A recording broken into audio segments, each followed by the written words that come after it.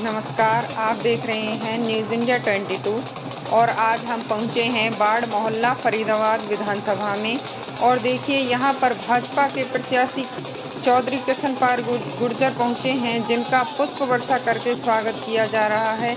यह देखिए लोग पुष्प वर्षा कर रहे हैं, स्वागत कर रहे हैं बीजेपी प्रत्याशी कृष्णपाल गुर्जर का, जैसा कि आप लोग तस्वीरों में देख रहे हैं और हम आपको दिखा रहे हैं। उनके चाहने वाले इकट्ठा हुए हैं और स्वागत कर रहे हैं।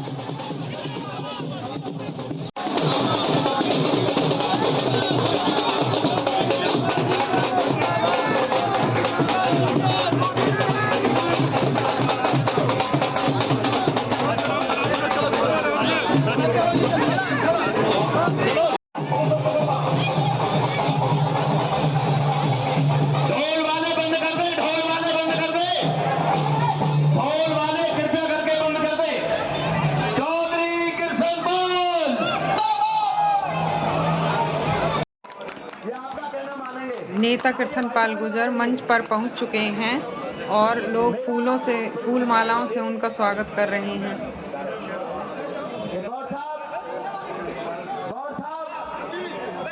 आपको सुनना अच्छा ये हमारे वजीरपुर के रिश्तेदार भी आ गए मैदान में। हमारे गौर साहब, ये मंत्री जी आपकी भतीजी नेताजी का टीका करके छोटी छोटी बच्चियां उनका स्वागत कर रही हैं। यह देखिए आप तस्वीरों में हम आपको दिखा रहे हैं। नेताजी बच्चियों को आशीर्वाद भी दे रहे हैं। यह देखो हम आपको तस्वीरों में दिखा रहे हैं। शाम 6 बजे से ये लोग बैठे हुए हैं मंत्री जी। चौधरी कृष्णपाल गुर्जर जिंदाबाद, चौधरी कृष्णपाल गुर्जर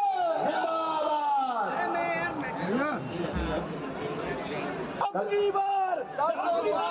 अब की बार 10 लाख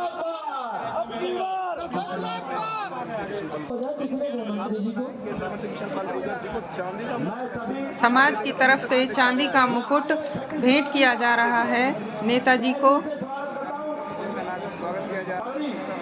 और फूल मालाओं से स्वागत किया जा रहा है। एक बार अरे भैया थोड़ा हमें भी पहरा लें तो कुछ यार कलेक्टर भैया पहरा लो, मंत्री जी थोड़ा पीछे हो जाओ, कुछ हमारी तरफ भी देख लो भाई, थोड़े पीछे हो जाए, अव्यवस्था ना करें, मंच की गरिमा को समझे। बड़ी माला में ले आए, एक बार स्वागत का कार्यक्रम कंप्लीट करें और जिनका फोटो खिंचवा लिया वो सजाओ भी। हमारे कृष्ण पहलवान जी और गुल्ला पहलवान जी और माननीय मंत्री जी और गौर साहब सभी एक बड़ी माला के साथ स्वागत किया जा रहा है। भाई जोरदार ताली, जोरदार ताली।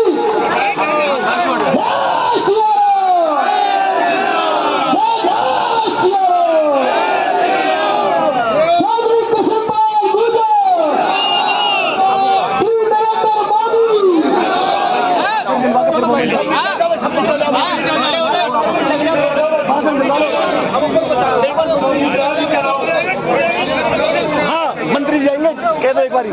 जीवन में उसको कारपेटिंग होते हुए नहीं देखा, उसकी थैली लगते हुए जरूर देखा।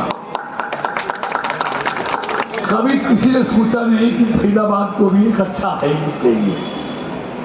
हमने पहला काम एक हाईवे, एक सुंदर हाईवे फरीदाबाद से। अब आप बांके बिहारी जाते हो तो कितना समय लगता है, पलवल में ही आपको पौना घंटा लगता था, आज कितना लगता है ये आप देखना। एक दूसरा हाईवे आपको और दे दिया। अभी मैं बड़े बड़े बताऊंगा, छोटों की बात नहीं करूंगा। दिल्ली बड़ौदा बॉम्बे हाईवे काफी कुछ बढ़ गया, सिर्फ थोड़ा सा हिस्सा जो सितंबर अक्टूबर तक कंप्लीट हो जाएगा। और जो ये दिल्ली बड़ौदा बॉम्बे हाईवे आप जाते होंगे जयपुर, कोटा, रणथंभौर, तो 50-50 किलोमीटर पर इसकी एंट्री एग्जिट है, उतार चढ़ाव है। लेकिन मैंने अपने फरीदाबाद में 37 सेक्टर से लेके और कैली तक इस पर 7 उतार चढ़ाव बनाए हैं। 7 जगह से आप चढ़ सकते हो, 7 जगह से। और इसमें चढ़ने के बाद आप देश के किसी भी कोने में जा सकते हैं, उन सब हाईवे से इसको जोड़ दिया गया है। आप गाजियाबाद जाएं, मेरठ जाएं, हरिद्वार जाएं, देहरादून जाएं, चंडीगढ़ जाएं, वैष्णो देवी जाएं, जयपुर जाएं, कोटा जाएं, खाटू श्याम जाएं। और अब तीसरा हाईवे इसी से निकाल दिया जेवर एयरपोर्ट के लिए, ताज और केजीपी को जोड़ता हुआ, दोनों पर इंटरचेंज है।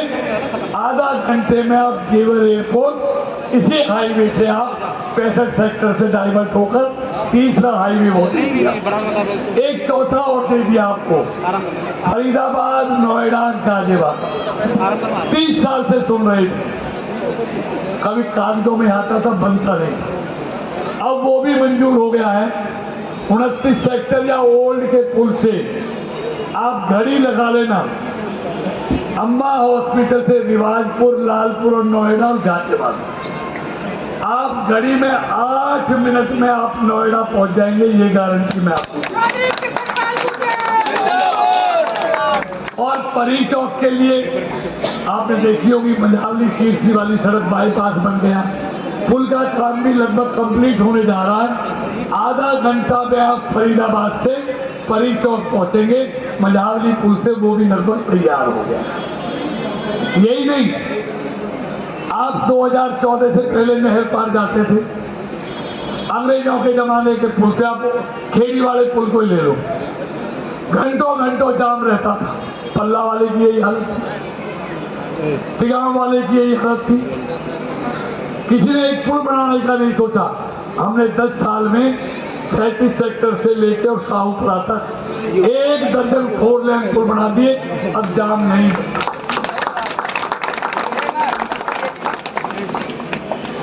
यही नहीं, आप रेलवे स्टेशन फरीदाबाद को जाके देखें, क्या हालत थी। अब उसको 262 करोड़ की लागत से बिल्कुल एयरपोर्ट जैसा बना रहे हैं आप। इतना सुंदर होगा जैसे एयरपोर्ट में घुसते हो, ऐसे आपको रेलवे। और यही नहीं, चाहे वो NIT का है, बल्लभगढ़ का, पलवल का है, सबको हम बहुत सुंदर बनाते। यही नहीं, सराय खोजा से लेके करमन बॉर्डर होटल तक जितने भी रेलवे फाटक थे, मुझे सब प्याला, मीतरौल, सीगौर, ऐसे दर्जनों रेलवे फाटक, सबके टेंडर पास करा दिए, सबके काम शुरू हो गए। अपनी लोकसभा में एक भी रेलवे फाटक नहीं होगा, रेलवे अंडरपास होगा, रेलवे ऊपर ब्रिज होगा, कहीं भी आपको यूनिवर्सिटी बुधौला में 1000 करोड़ की, हर विधानसभा में महिला कॉलेज, नर्सिंग कॉलेज। और देखिए, पहले फरीदाबाद की सड़कें कैसी होती थी, आज आप जाते हो तो कैसी सड़कें, मजबूत सड़कें बना रहे हैं। कोई सब काम एक तरफ है, लेकिन सवाल देश का है। 2014 से पहले, ईमानदारी से बताऊं, जब आपने मोदी को प्रधानमंत्री बनाया, देश की क्या हालत थी। रोज लाखों करोड़ के घोटाले होते थे, कहीं बम फटता था, कहीं कर्फ्यू लगता था, कहीं दंगा होता था, कहीं लावारिस वस्तु मिलती थी। 12 लाख करोड़ के घोटाले हुए और दर्जनों मंत्री जेल गए, जो आज जमानत पर। निराशा का माहौल था, फैसले नहीं हो पा रहे थे, बैंक NPA हो गए थे, देश में सारे काम रुक गए थे, देश ठहर गया था। और ठहरता भी क्यों नहीं, दुनिया में बदनामी हो रही थी, क्यों नहीं होती। जब माली ही बाग को उजाड़ने लगे और जब बाहरी खेत को खाने लगे, तो क्या बाग रहेगा और क्या खेत। ये हालत हो गई। विस्तार से कहानी नहीं बताता। ऐसे समय लोगों को एक उम्मीद की किरण नजर आई, तब जब भारतीय जनता पार्टी ने नरेंद्र मोदी को प्रधानमंत्री पद का उम्मीदवार घोषित किया। लेकिन इन्होंने मोदी का मजाक उड़ाया, कहा ये चाय बेचने वाला, ये गरीब का बेटा, ये देश का प्रधानमंत्री नहीं बन सकता। हाँ, कम से कम बनने की बात छोड़ो, कांग्रेस में तो सोच भी नहीं सकता, क्योंकि वहां तो एक घर में पैदा हुए या चांदी की थाली में खाने वाले या उनके रहमो करम पर पलने वाले एक प्रधानमंत्री बन सकते थे। ये भारतीय जनता पार्टी है जहां गरीब का बेटा चाय बेचने वाला देश का प्रधानमंत्री बन सकता है। और हरियाणा के गांवों की गलियों में साइकिल पर फेरी लगाकर कपड़े बेचने वाला मनोहर लाल मुख्यमंत्री बन सकता है। और भारतीय जनता पार्टी के मुख्यमंत्रियों की देखिए, उत्तर प्रदेश सबसे बड़े प्रदेश का मुख्यमंत्री योगी आदित्यनाथ, आपने देखा होगा उसकी बहन आज भी उत्तराखंड के एक छोटे से गांव में चाय की और परफ्यूम की दुकान चलाती है। ये है भारतीय जनता पार्टी। लेकिन जब 10 साल एक देश के अर्थशास्त्री के हाथों में देश की बागडोर रही, भारत की आर्थिक ताकत 11वें नंबर पर थी और 10 साल में 11वें नंबर पर ही छोड़ दी गई। लेकिन जब भारत की बागडोर एक चाय बेचने वाले के हाथ में आई तो भारत आज दुनिया की 11वीं ताकत से ऊपर उठकर आज दुनिया की 5वीं आर्थिक ताकत और तीसरा बनाने की तैयारी। 3 साल बाद ये दुनिया के अर्थशास्त्री कहते हैं अगर भारत की रफ्तार यही रही तो जर्मनी और जापान को पीछे छोड़ते हुए भारत दुनिया की 3री आर्थिक ताकत होगा। यही नहीं, मुझे ईमानदारी से बताओ, बातें तो बहुत टाइम नहीं, जब से मोदी आया है इस देश में कई दंगा है नहीं जी, कई कर्फ्यू है नहीं है, कई बम ब्लास्ट है नहीं है जी। और एक विज्ञापन आता था लावारिस वस्तु का, टेलीविजन पे बार बार, अखबार में एक बार कि लावारिस वस्तु से सावधान, कहीं नजर आए तो पुलिस को करना। लेकिन मोदी के आने के बाद न दंगा है, न कर्फ्यू है, न बम ब्लास्ट है, न लावारिस वस्तु नजर आती, न रखने वाले नजर आते हैं, क्योंकि उनको मालूम है गड़बड़ की तो दिल्ली में मोदी और यूपी में योगी बैठा है, ऐसा इलाज करेगा कोई बचाने वाला। जय श्री राम, जय श्री राम। भारत की सेना को भी मजबूत किया है। ईमानदारी से बताओ, अगर मोदी जी नहीं आते तो कश्मीर से कोई 370 को हटा सकता था? नहीं हटा सकता। अगर मोदी जी को आप नहीं बनाते तो पाकिस्तान और बांग्लादेश से आए हुए हिंदू शरणार्थियों को भारत की नागरिकता मिल सकती थी? अगर मोदी जी नहीं बनते तो अयोध्या में भव्य राम मंदिर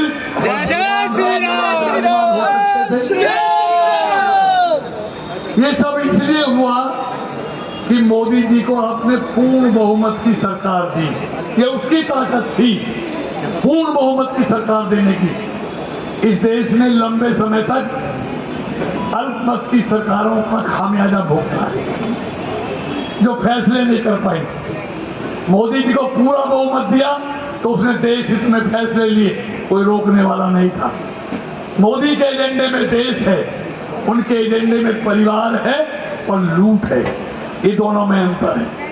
तो मैं कह रहा था आज देश की सीमाओं को भी मजबूत किया है, देश की आंतरिक सुरक्षा को भी मजबूत किया है, देश की अर्थव्यवस्था को भी मजबूत किया है और देश की सांस्कृतिक विरासत को भी मजबूत किया है। अयोध्या का मंदिर क्या, आप काशी का देखो, आप केदारनाथ, बद्रीनाथ, सोमनाथ, उज्जैन के महाकाल को देखो, सारे तीर्थ स्थलों को सुंदर बनाया जा रहा है, राष्ट्रीय राजमार्ग से जोड़ा जा रहा है। तो बातें बहुत है, लेकिन मैं एक बात कहना चाहता हूं, मुझे ईमानदारी से बताओ, आज देश में कोई भारतीय जनता पार्टी को छोड़कर एक पार्टी बताओ जो अपने दम पर पूर्ण बहुमत की सरकार बना सकती है कोई? एक भी पार्टी, सिर्फ भारतीय जनता पार्टी और नरेंद्र मोदी है जो अपने दम पर पूर्ण बहुमत की सरकार बना सकते हैं।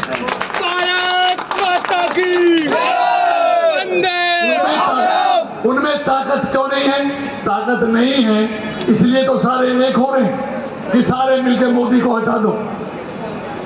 आज कांग्रेस की ताकत देश में इतनी है, 50 से कम जीतेंगे, 50 से 2-4 जीतेंगे, ये लड़ाई है। अपने बूते पर सरकार बनाने की लड़ाई नहीं है।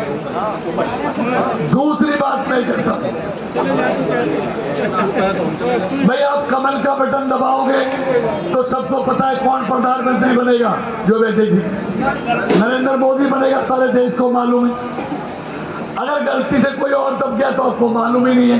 अंधेरे में जाएगा, प्रधानमंत्री के लिए झगड़े कराएगा, फिर लूट मार करवाएगा, फिर मंत्रालयों के लिए लड़ाई होगी।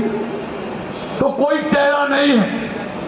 मैं यही कहना चाहता हूं, अगर उनमें हिम्मत है, जैसे हमने देश के लोगों को बताया है कि बीजेपी की सरकार आएगी, बहुमत आएगा तो मोदी प्रधानमंत्री बनेगा, उनमें अगर हिम्मत है तो देश के लोगों को बताएं कि उनकी बनेगी तो कौन प्रधानमंत्री होगा। देश के लोग फैसला करेंगे। मोदी जी को जय श्री राम। लोगों को बताना तो पड़ेगा ही। जय श्री राम, जय श्री राम, जय श्री राम। ये तो बताना पड़ेगा, मोदी नहीं तो कौन। लेकिन है नहीं उनके पास, क्योंकि जो चेहरे उनके पास हैं वो सब जमानत पर हैं।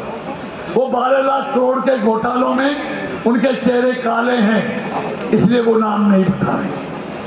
क्या पता है अगर नाम रख दिया तो पहले दिन ही लुटिया डूब जाएगी। दूसरी बात मैं ये कहना चाहता हूं, चेहरा नहीं है, चरित्र उनका बचा नहीं है। मुझे एक बात बताओ, आप किसी ऐसी बारात में गए हो जिसमें दूल्हा ना हो? बता दो, कोई हाथ खड़ा कर। किसी ऐसी गाड़ी में बैठे हो जिसका ड्राइवर ना हो? उनके पास तो दूल्हा भी नहीं है और गाड़ी का ड्राइवर भी नहीं है, तो बाराती कहां से जाएंगे बताइए? बाराती कौन जाएगा? अब बाराती भी नहीं बचते होंगे। मैं आपसे सिर्फ इतना पूछना चाहता हूं, सवाल कृष्णपाल नरेंद्र मोदी का नहीं, सवाल भारत के भविष्य का है। एक स्टेबल और मजबूत सरकार देने का, मजबूत प्रधानमंत्री देने का। ये कांग्रेस का राजकुमार जैसा थोड़ी पहले अमेठी को छोड़ के भागा और अभी वायनाड को छोड़ के भाग गया। वायनाड वाले कह रहे हैं जिस दिन तक पोलिंग हुआ उनको कानों कान खबर नहीं दी कि मैं रायबरेली जाऊंगा। वो कह रहे हैं अगर हमको पता चल जाता कि रायबरेली भागने वाला है तो पहले इलाज वायनाड में इसका कर देते। उनके साथ भी धोखा कर दिया। तो मुझे एक बात बताओ, हाथ खड़ा करके, भाई मोदी को प्रधानमंत्री देखना चाहते नहीं चाहते? बताइए किसको देखना? ईमानदारी चाहता है। मोदी जी को जय श्री राम, मोदी जी को जय श्री राम, मोदी जी को जय श्री राम, कृष्णपाल जी को जय श्री राम, जय श्री राम। जो लोगों को पक्का विश्वास है कि मोदी ही तीसरी बार देश का प्रधानमंत्री बनेगा, वो भी जरा हाथ खड़ा कर दीजिए।